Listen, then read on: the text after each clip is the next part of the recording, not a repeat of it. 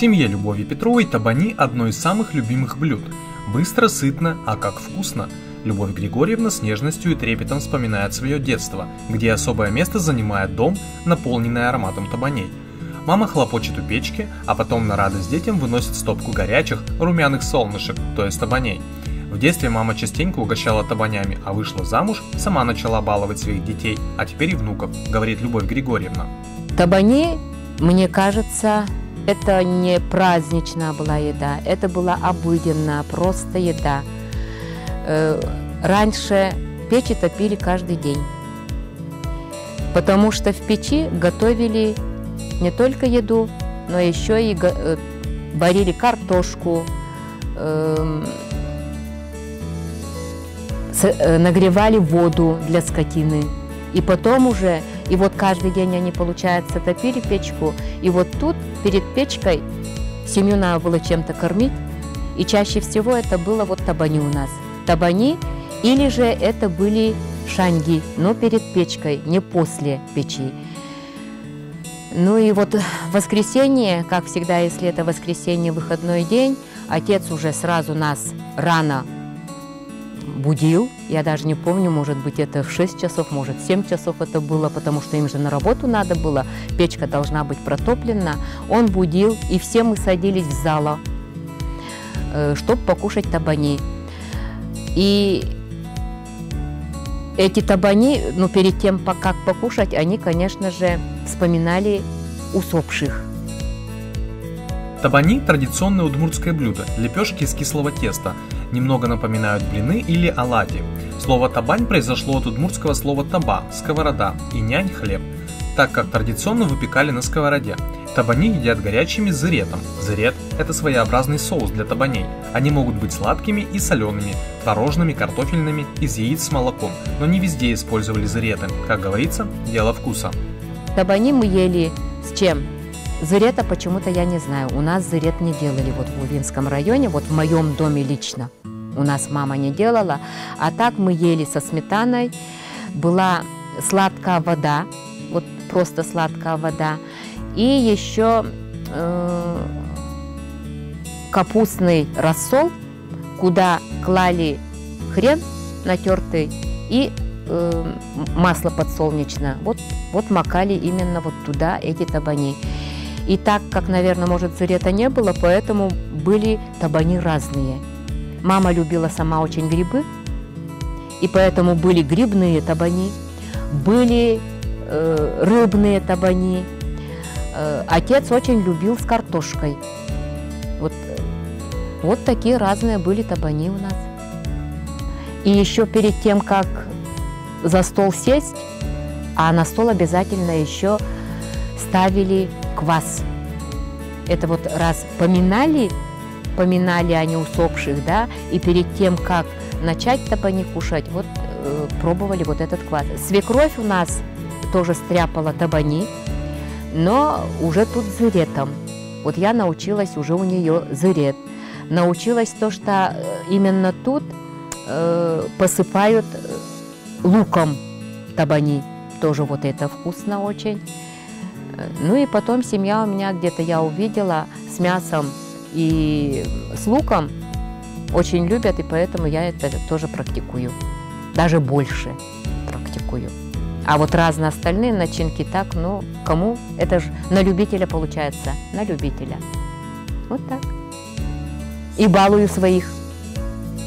Если в старину табани пекли часто, то сейчас они стали праздничным или воскресным блюдом, а раньше на празднике была другая стряпня. На праздники обычно что делали? Это уже были пирожки, тетера. Вот я помню, да, блины тоже на праздники делали. Пельмени очень хорошо вот раньше семейно лепили. И лепили много, даже считали, сколько там. Доски такие были длинные обычно специально. И делали это зимой не круглый год, а зимой. И мне очень нравилось вот всей семьей. Каждый чем-то был занят. Мама катала тесто. Самый младший у нас вот носил вот эти кругленькие заготовки. Это на кухне они. А мы за столом. Дома же небольшие были. Это была кухня и обычно зала. Да ведь? Печи пал и баджим пал. как удмурты говорят. И потом за столом тоже стряпали пельмени. И сразу же мы тут много-много постряпаем и сразу уже варили. У нас, например, буржуйка была. Вот зимой это буржуйка, печка-буржуйка. И вот в этой печке-буржуйке мы варили уже сразу пельмени. И всей семьей. То есть это в какой-то степени, наверное, приучало к трудолюбию, приучало чувство, наверное, семьи, дружбе, взаимопониманию, вот чего не хватает в современном мире. А вот это и есть все. Если дети приезжают на выходные, Любовь Григорьевна уже с утра ставит тесто, чтобы в обед уже всей семьей полакомиться горячими табанями. Я послушала, люди делают на молоке. Я вообще не делаю на молоке. У меня обыкновенно это вода, соль, дрожжи и мука. Я не видела, у меня дома точно так же мама делала, свекровь точно так же. Табани – сытное, простое в приготовлении блюдо, но в каждой деревне были свои традиции. Какие предпочтения были в исчезнувших деревнях – Камышево, Верхняя Ичи, Пут-Пельга, Обухово, Владимировка, Нюрпот, Липинер – трудно сказать. Вместе с жителями этих деревень растворились во времени и кулинарные обычаи этих деревень, а секрет Любови Григорьевны в разнообразии начинок. Расскажите мне немного о табанях.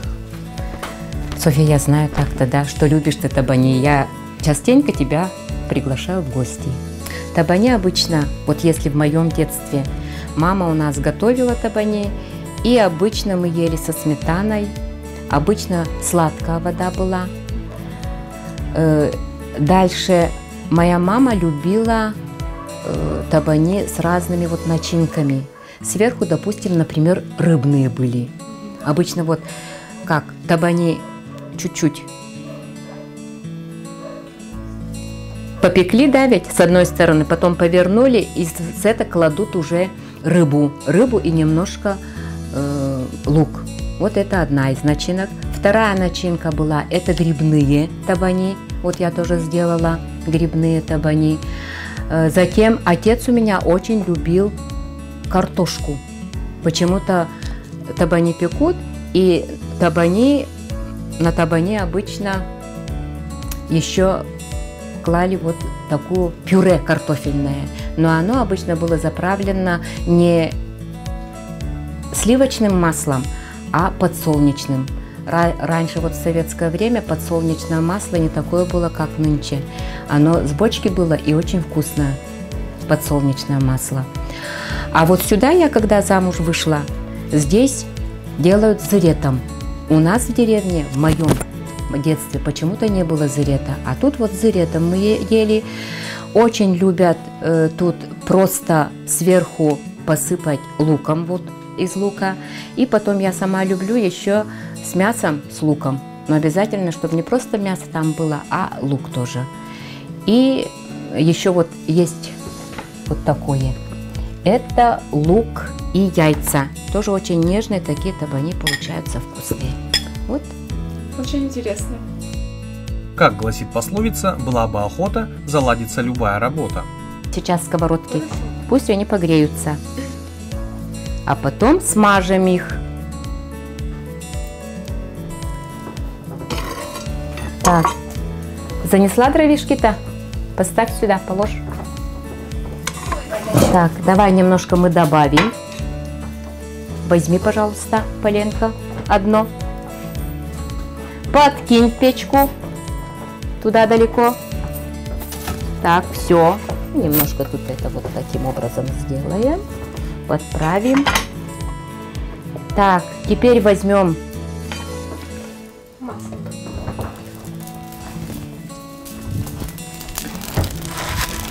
это жир. Мажем мы сковородку жиром или гусиным, да, жиром. А так как у меня гусей нет, то я мажу свиным жиром. Именно сало свиное. Затем делаем таким образом. Вот я не прав.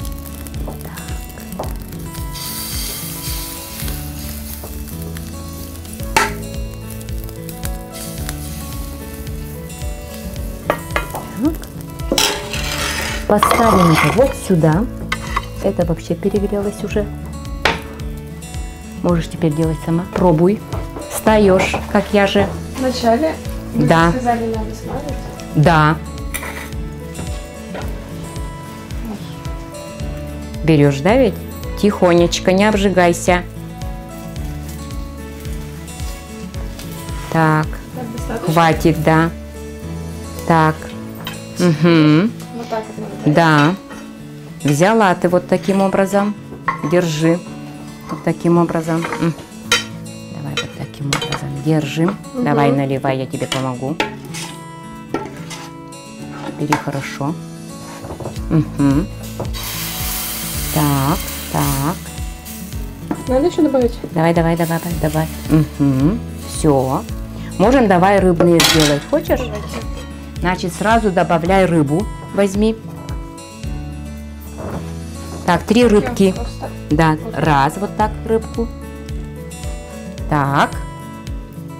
Угу. Поставь рыбу. Возьми лук. Посыпь немножко луком. Так, вот в эти, именно там, где свободно, не от рыбы, да ведь? Вот. Ну, кто сколько желает. Я, например, лук люблю. Ну, и табани мы уже просмотрели с тобой, пока я тут это с тобой болтала. Ставим. Видишь? Надо было покрутить табани-то нам. То есть я обычно пеку в 2 сковородках. То есть успеваем и это, и это. Его надо крутить. Крутить надо, чтобы оно, видишь? Так. Повернем еще немножко. Огонь стал очень горячим, сильным. Чувствуешь? Да. Немножко вот таким образом. На, попробуй. Немножко покрути, Софья. И то, и это, чтобы они не подгорели.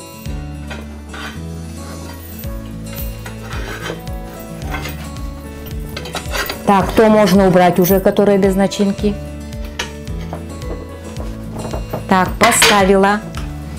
Мы это сразу уберем вот сюда, давай. Лопаточка давить. Не надо переворачивать вот таким же образом. Теперь мы намажем. Вот у нас подсол... Масло, да, масло у нас топленое, коровье. Да, правильно. Я смотрела, брызгайте немножко. Нет, я брызгаю это, например, это не начиненные. А если, например, картошечкой я смазала, да, сверху, то немножко просто так брызгаю уже. Так, Ну, теперь так, смотри, вот этот немножко Вот надо это? поставить вот сюда, чтобы оно тебе не мешало. Вот это мы... И работай немножко, жди. Жди, смотри, ладно? Поворачивай. Может подгореть. Так, вот видишь, вот тут смотри, у этого сковородника вот такой носик. Раз, Ага, все понятно. видишь, раз. А вот этим уже Оно достаем уже и это. доставать надо уже? Нет, Нет? нет, еще, держи. Рыба должна пропечься же, получается. Вот нужно так, немножко вот. Видишь, она сейчас, рыба-то сейчас начала. Просто огонь сильный. Мгм. Так, можешь дальше, ближе, то есть Вот сейчас играй надо ты вот ближе. этим жаром, Мгм. да ведь? Можешь немножко туда, потом снова сюда. Играй. Сковородкой надо играть немножко. Так, вот поставили, знаете, вот печется, видишь? Сок пошел у рыбы, значит печется. Можем, значит, немножко теперь вот сюда, пусть это, повернули. Так, работай. Угу. Вот, вот, вот. Пельмень копчак. Так, можешь вот взять теперь, вот если к себе, можно вот раз давить и к себе вот так давить. Можно так, так. А если крутить, можно раз, видишь, вот таким образом, видишь, вот этим носиком Господи, его у сковородника. Немножко подержи, еще сок ведь выходит. Пусть там пропечется рыбка-то. Рыбка должна пропечься. Так. Можешь, конечно, достать, посмотреть, да ведь? Ну, по сути-то дело, да. Уже красивая, да ведь? Пора. Да, давай пора. Достаем теперь снова. Так. Можно, знаешь, вот таким образом даже. Вот поставь. Ты берешь вот так. Поближе, да ведь? Достали. Все. Это обратно сюда. Так. То можешь смазать. Теперь это поставишь так. Угу. Так. Еще один, пожалуй, главный секрет неповторимого вкуса табаней – они выпекаются обязательно на чугунной сковороде, в печи и на открытом огне. Огонь должен ласкать табани. Совершенно разные блины получаются. Я на газу пеку, дать блины, это совершенно другие блины. Тоже вкусно, но в печке это, я не знаю, это может быть и переплетение огня, воды, да, еще что-то воздуха. Вот там совершенно другая энергетика. И блины получаются другие, вкусные. Ческит на ческит. Печка – это, я считаю, замечательно. То есть вот в нашей современной жизни я за то, чтобы дома была печка. Печка – это жизнь. Даже когда ты потопишь печь вот зимой, летом-то не топишь обычно, это уж я вот ради гостей, да, получается, затопила. А если это в холодное время, во-первых, хотя у нас газ, совершенно другой воздух. Тепло.